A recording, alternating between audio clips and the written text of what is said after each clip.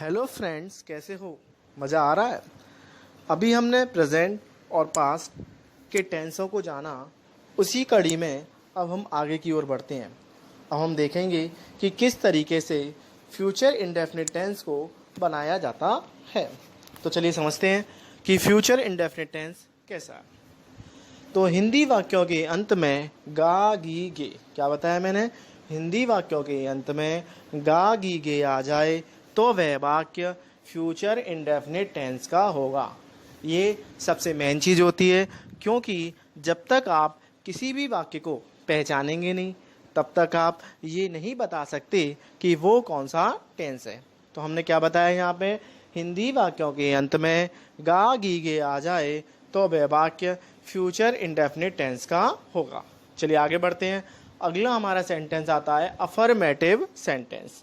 आप लोगों ने पढ़ा ही होगा कि जो हमारे अफर्मेटिव सेंटेंस होते हैं उन्हें हम पॉजिटिव सेंटेंस भी कहते हैं।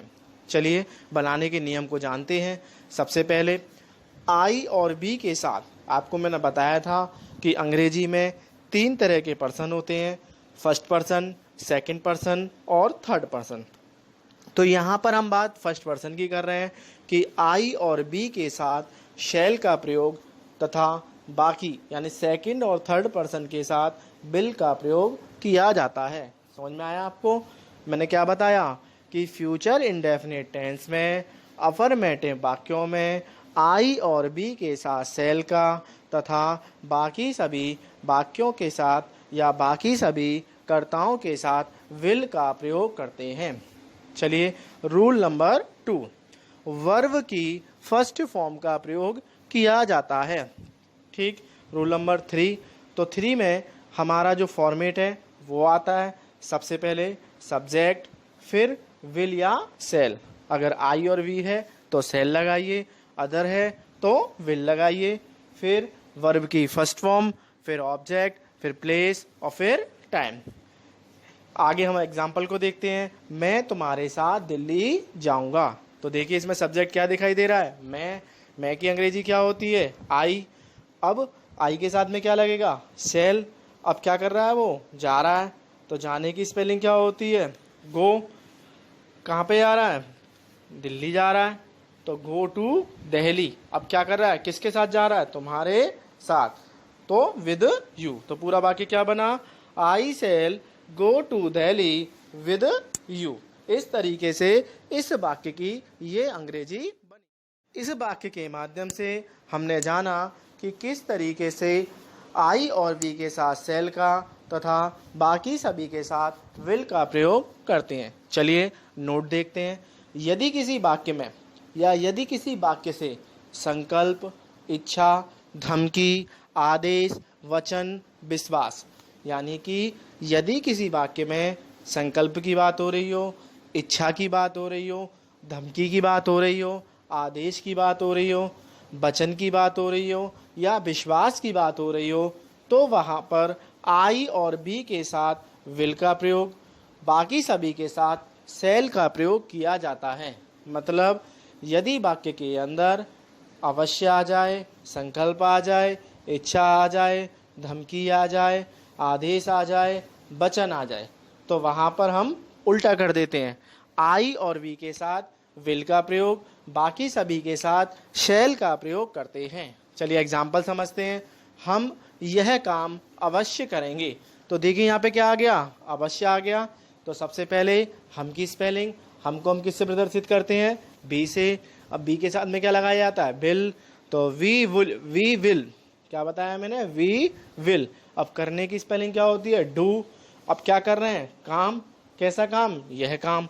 तो दिस वर्क। तो क्या ट्रांसलेशन बनी? We will do this work. ठीक है। चलिए इस तरीके से अफर्मेटिव सेंटेंस समाप्त होता है। अगला हमारा टॉपिक आता है नेगेटिव सेंटेंस, जिसे हम हिंदी में नकारात्मक वाक्य कहते हैं या जहां पर नहीं शब्द आता है। तो सबसे पहले सब्जेक्ट आता है, सब्जेक्ट के बाद में विल सेल, फिर नॉट, फिर वर्ब की फर्स्ट फॉर्म, ऑब्जेक्ट, प्लेस और टाइम।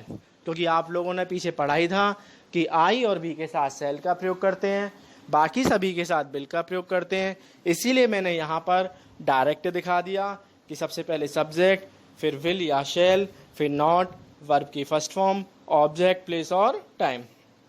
एग्जाम्पल समझते हैं।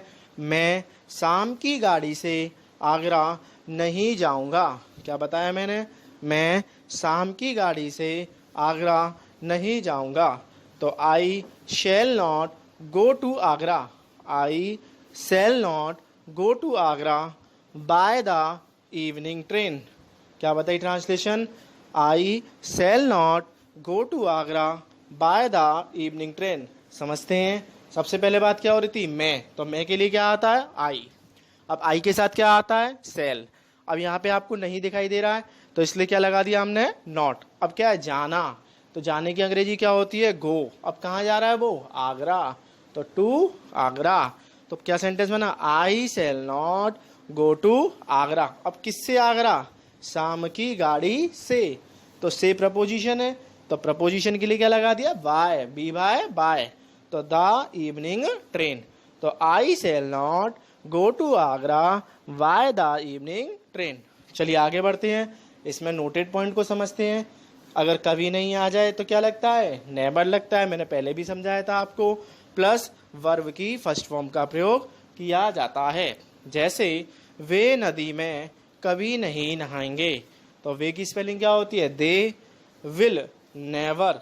They will never bath in the river. क्या बनी? They will never bath in the.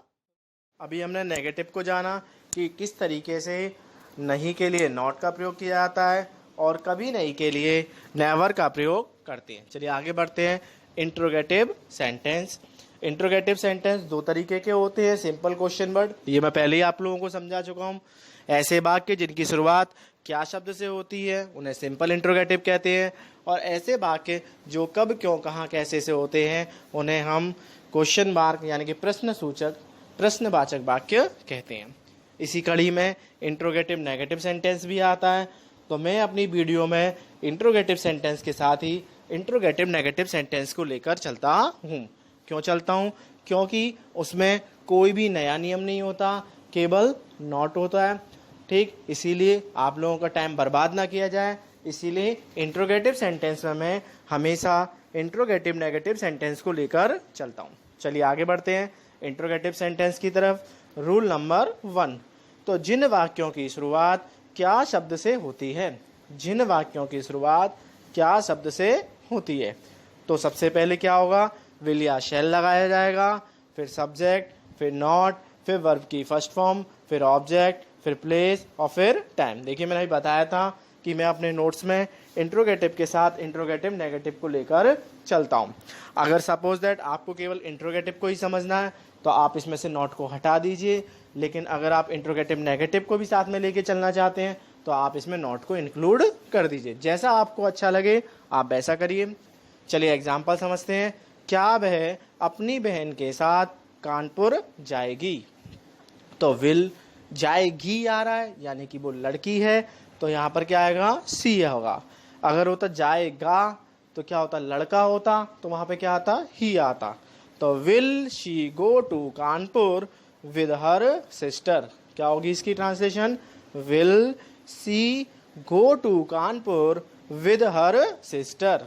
वह अपनी बहन के साथ कानपुर जाएगी। चलिए रूल नंबर 2 की तरफ बढ़ते हैं। यदि वाक्य के बीच में इंट्रोगेटिव वर्ड्स जो मैंने अभी समझाए थे आपको, कब, क्यों, कहाँ, कैसे आ जाएं, तो सबसे पहले W/H, विल या शैल, सब्जेक्ट, नॉट, वर्ब की first form, object, place, time और पीछे क्वेश्चन मार्क। तो समझते हैं एग्जाम्पल। तुम वाराणसी से कब वापस आओगे? तुम वाराणसी से कब वापस आओगे? तो सबसे पहले कब की स्पेलिंग, तो कब की स्पेलिंग क्या होती है? When, WHEN। तो when will you come back? When will you come back? अब कम बैक कहाँ से हो रहा है उसका? फ्रॉम वाराणसी। अभी हमने जाना कि इंट्रोगेटिव सेंटेंस के अंदर जब साधारण वाक्य होते हैं तो किस तरीके से सहायक क्रियाओं को आगे लगाया जाता है, और जब प्रश्न सूचक वाक्य होते हैं तो वहाँ कब, क्यों, कहाँ, कैसे की अंग्रेजी को आगे लगाया जाता है। चलिए रूल नंबर 3 को समझते हैं। हाउ मच, हाउ मैनी, विच या हुज। क्या बताया मैंने? हाउ मच, हाउ मैनी, विच या हुज के साथ उनसे संबंधित, मतलब अगर किसी वाक्य में हाउ मच आ जाए, हाउ मैनी आ जाए, विच आ जाए, हुज आ जाए, तो उनसे रिलेटेड जो भी नाउन होगी वो वहाँ पर आएगी। चलिए एग्जाम्पल समझते हैं। कितनी लड़कियाँ नाटक में भाग लेंगी? कितनी लड़कियाँ। अब देखिए कितनी के लिए हो गया हाउ मैनी, और नाउन कौन है यहाँ पे? लड़की। तो how many girls, how many girls. अब क्या कर रही हैं वो? भाग ले रही हैं। तो will take part in the drama. समझ में आ गया आप लोगों को? सबसे पहले कितनी की स्पेलिंग, फिर नाउन। तो नाउन क्या दिखाई दे रहा है यहाँ पे? लड़कियां दिखाई दे रही हैं। तो क्या हो गया? How many girls will take part in the drama. चलिए रूल नंबर 4 को समझते हैं। यदि इंट्रोगेटिव वर्ड ही सब्जेक्ट का काम कर रहा हो, यानी कि यदि किसी वाक्य में इंट्रोगेटिव वर्ड ही सब्जेक्ट का काम कर रहा हो, तब क्या होगा? सबसे पहले W/H, फिर विल या शैल, वर्ब की फर्स्ट फॉर्म, ऑब्जेक्ट, प्लेस और टाइम। वही पुराना वाला रूल हो गया। इन छोटे बच्चों को कौन पढ़ाएगा? तो क्या हो जाएगा वहाँ पे? हु माने कौन। तो who will teach these little children, who will teach these little children. चलिए एक नेगेटिव का एग्जाम्पल समझ लेते हैं। कल तुम विद्यालय क्यों नहीं जाओगे? तो why will you not go to school tomorrow. इस तरीके से हमारा फ्यूचर इंडेफिनिट टेंस समझ में आ गया होगा आप लोगों को। अगर वीडियो में किसी भी प्रकार की कोई भी कमी है तो आप मेरे कमेंट सेक्शन पर जाकर वहाँ उसे टाइप कर दीजिए कि इसके अंदर ये कमी है, जिससे हम उन चीज़ों पे काम कर सकें। अगर आपको वीडियो समझ में आया हो तो उसे लाइक करिए, और अपने जितने भी फ्रेंड्स हैं जिन्हें टेंस में समस्या होती है उन्हें मेरे वीडियो दीजिए। Thank you.